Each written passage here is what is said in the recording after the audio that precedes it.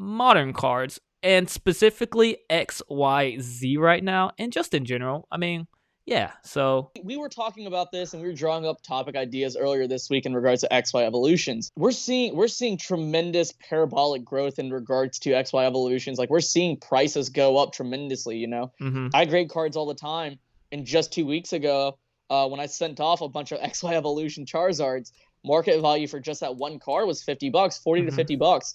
And now it's a lot higher. It's like going from $100 to $200 to even $300. And I had people saying that is an XY Evolutions box worth $5,000 in the future. And I'm like, it's a really tough say. In my honest experience as someone who grades high-end cards and collects high-end cards and watches population reports very, very extensively, if you have an XY Evolutions holographic Charizard, the chances of getting a PSA 10 is 3.1%.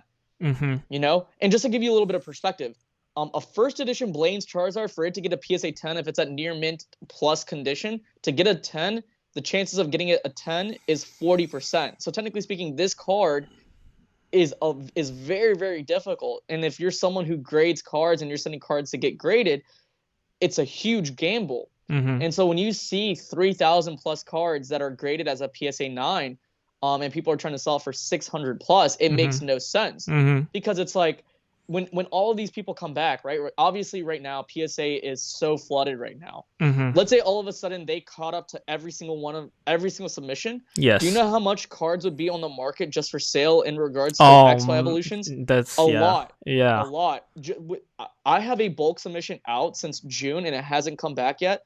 And from then till now, I can probably say I've probably sent in at least 30 plus XY Evolution holographic Charizard cards, Mega Charizard cards, reverse holo Charizard cards.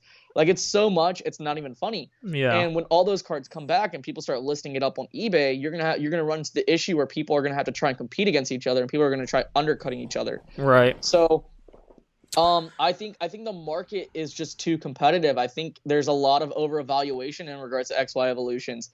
I think having sealed product is okay because obviously sealed product isn't going to go down in value. However, if you pull a raw Charizard, I think you're just better off selling it versus getting it graded, unless you know it's going to get a 10. Unless you know. Other than that, I don't know. It's a tough call. All right. I'm about to let me stretch for this. I'm about to go off on this, like, cause it may be right, it may be wrong, but this is just how I see it, okay? You ready? You gotta keep it spicy sometimes, okay? I'll stretch. First of all, modern sets, okay?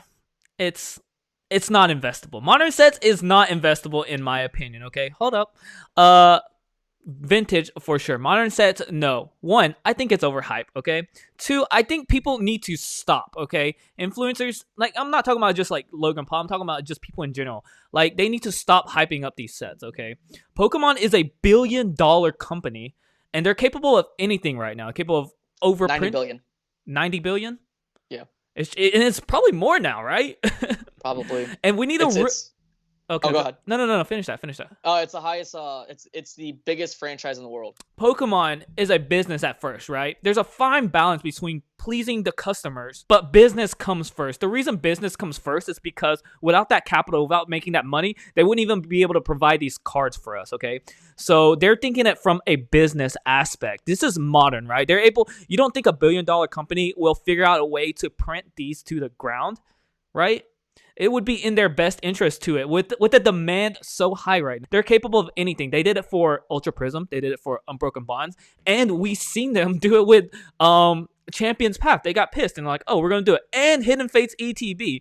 So it's not out of there, even though we see people like, I don't want to name names. Should we name names? Okay, we'll name names. Like Danny Phantom saying like, oh, we just got note that Vivid Voltage is, they're not printing. It's a short run. And we don't know what's going to happen. They're going to move on to other sets. And he's not wrong. He definitely got that from the information. I'm pretty sure he had the right mindset or like a right mindset to tell people. He wasn't doing it. Yeah. I know some other people are like, oh, it's a marketing stunt. And from the outside view, it can be seen because instantly pre-orders were gone. Even other companies like Safari Zone, like people who push thousands of dollars in pre-orders, hundreds of thousands of dollars in pre-orders, all the pre-orders are gone. I just looked a week ago, like to see if it was up. It was up 2 days ago. It was up. Now they're all gone just because they got one word from one person. These influencers are pushing it, so I just think they need to stop overhyping it. Pokemon will print these stuff. It's not out of their spectrum to do it. And this may be an unpopular opinion, and I may be wrong. And but like just looking from a logical standpoint and in terms of modern, because when we look at vintage, right? The demand is high there, but the supply is so low. They're not printing it anymore. And when we compare it to modern, it's just, I don't know. It's just logic. It's like 2 plus 2 in my eyes, right? Right. And it's just, to me, it's overhyped. It's overhyped. And I know I've listened to Alpha Investment. I listened to ZNG and all these people, right? Because we do need to take notes from them, but we also need to come up with our own opinions on it. And from a business standpoint, I don't know, man. So we always have this discussion in regards to vintage versus modern, right? Obviously vintage was such a low supply in general, but when it comes to modern cards, I think as collectors or people who invest in the hobby, I think at that point you have to go down to you have to actually look at population reports. We could compare Burning Shadows to Darkness Ablaze, okay?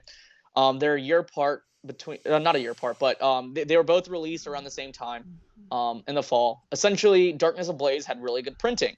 So when you compare Charizard VMAX from that set, and people are over listing the price of it, and they're saying it's a $100 card, when 90% of all the cards that are sent there get a 10, in comparison to, Burning Shadows Hyper Rare Charizard, that's a very, very difficult card to grade just because of the fact that printing quality wasn't there. Man, and the only reason why people are going off of Evolutions, and Evolutions is just an interesting case, Evolutions just has a very, very terrible printing quality. There's 150 some 10s versus the 3,009s that are there. So in my honest opinion, if you're looking at it in terms of an investment standpoint, even though I don't like using the words invest, you gotta use the I. We're gonna call a new word, the I word.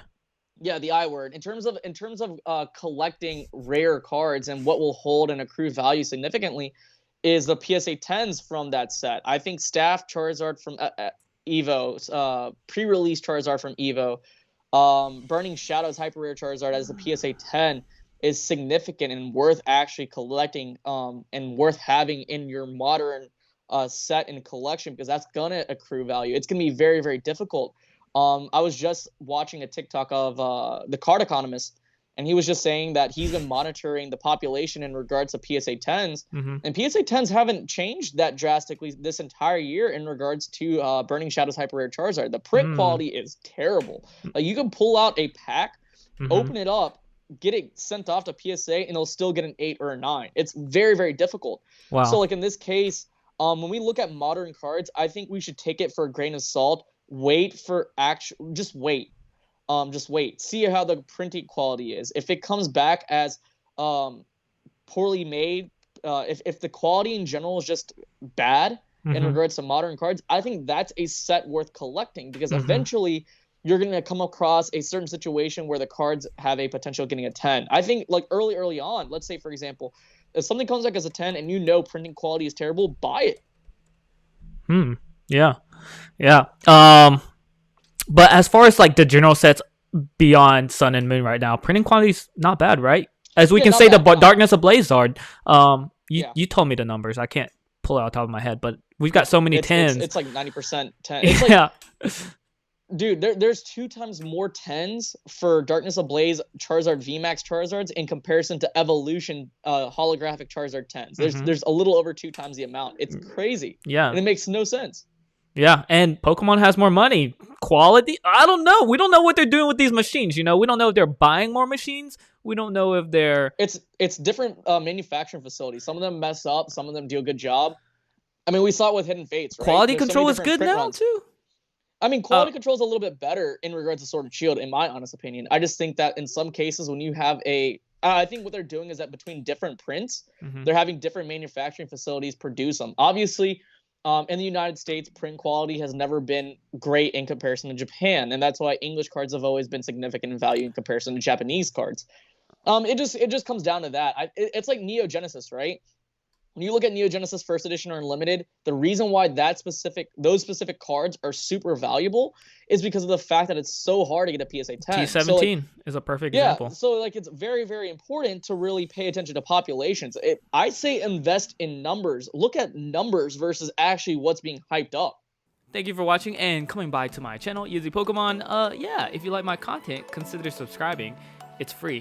And if you don't like my stuff later on, you can always unsubscribe too. Yeah, that's all we got. We'll see you later.